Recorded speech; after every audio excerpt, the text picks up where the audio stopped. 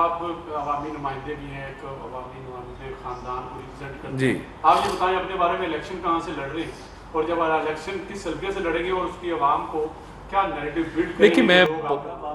دیکھیے میں کبھی کسی چیز کی زندگی میں خواہش نہیں کی. میں ایک ایمبیشیس آدمی نہیں ہوں، محنت کرنے والا انسان ہوں، اور اللہ تعالیٰ جہاں کام لے لے، جیسا کام لے لے، اگر قسمت میں لکھا ہوگا تو گجرانوالہ سے انشاءاللہ الیکشن لڑنا ہے.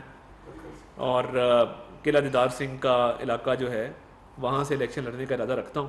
اگر اللہ تعالیٰ نے موقع دیا، اللہ تعالیٰ نے اس کام کے لیے چنا، اور جو اللہ تعالیٰ کو منظور ہوا، اللہ تعالیٰ کی ہر رضا پہ خوش ہیں. کہ میں نہیں سمجھتا، اور یہ بڑی چھوٹے پن کی نشانی ہے کہ بندہ اپنے سٹاف افسر پہ ایک چیز ڈال دے.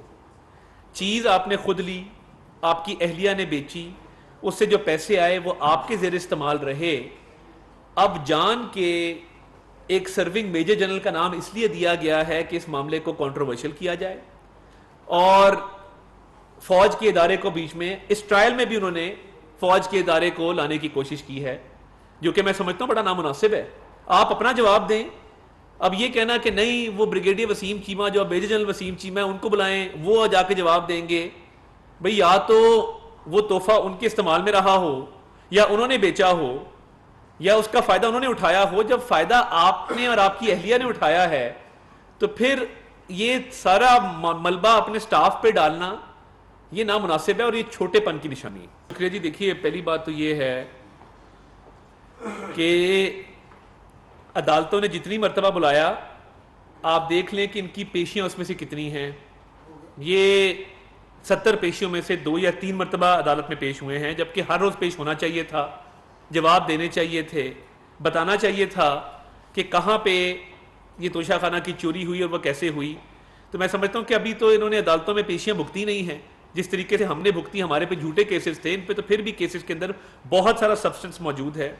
دوسرا، جہاں تک آپ نے پیٹرول کی بات کی، دیکھیے آئی ایم ایف کے ساتھ ایک معاہدہ طے پایا ہے، پاکستان ڈیفالٹ سے بچا ہے، اور بجائے اس کے کہ روپیہ اتنا گر جاتا کہ وہ قابو میں نہ آتا اور پیٹرول کی قیمت مزید بڑھ جاتی، ابھی تو پھر بھی روپے کے مستحکم ہونے سے جو ڈالر کا ریٹ ہے اس کے حوالے سے پیٹرول کی قیمتوں میں کمی بھی پیچھے کی گئی تھی.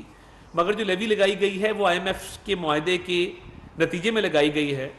تو ہم چاہتے تو ہم بھی عمران خان صاحب کی طرح آخری مہینے میں پیٹرول کے اوپر اربوں روپے کی سبسڈی دے کے معیشت کو نقصان پہنچا کے گھر چلے جاتے اور یہ کام کیئر ٹیکر کو کرنے دیتے. مگر میں سمجھتا ہوں کہ یہ جو کمٹمنٹ ہوتی ہے، انسان وہ ہوتا ہے جو کمٹمنٹ کو پورا کرے. ایک لانگ ٹرم نقصان سے بچنے کے لیے، ایک ناقابل تلافی نقصان سے بچنے کے لیے، ملک کو ڈیفالٹ سے بچانے کے لیے اگر یہ قدم اٹھایا گیا، یہ خوش دلی سے نہیں اٹھایا گیا. یہ اس لیے اٹھایا گیا ہے کہ کچھ شرائط ہیں جن کے اوپر آئی ایم ایف کا اگریمنٹ طے پایا ہے، اور یہ آئی ایم ایف کا اگریمنٹ اس نے کیا تھا جس نے کہا تھا کہ میں خودکشی کر لوں گا، آئی ایم ایف کے پاس نہیں جاؤں گا. اللہ کرے کوئی اس ملک میں خودکشی نہ کرے، مگر خودکشی کے دعوے اور پھر وزرائے خزانہ کی تبدیلی ایک کے بعد ایک، اور پھر آئی ایم ایف کی ڈیل کو سابوٹاج کرنا، تو وہ اکانومی کو بھی سابوٹاج کر کے گیا ہے. تو یہ آج اس کے لگائے ہوئے لینڈ مائنز ہیں جن کو بچ بچ کے چل کے تو یہ فیصلے کر رہے ہیں. ورنہ وہ ایسی مائن بچھا گیا ہے کہ شاید پاکستان میں عام آدمی کی زندگی اتنا اجیرن کبھی نہیں تھی جتنی وہ کر گیا ہے. 2018 میں تو یہ حالات نہیں تھے جب ہم اس ملک کی جو ہے وہ بھاگ دوڑ سنبھالے ہوئے تھے اور اس ملک کی بھاگ دوڑ چھوڑ کے گئے تھے. تو یہ 2018، یہ ضرور پوچھیں کہ 2018 سے 22 کے درمیان ایسا کیا ہوا کہ سب کچھ تباہ ہو گیا. بینچز کی تشکیل کے حوالے سے پہلے ہی قانون سازی کی جا چکی ہے، جس میں مقصد یہ تھا کہ کلیکٹیو وزڈم جو اجتماعی سوچ ہے سپریم کورٹ کی، وہ بینچز کی تشکیل کے اندر جو ہے وہ نظر آئے.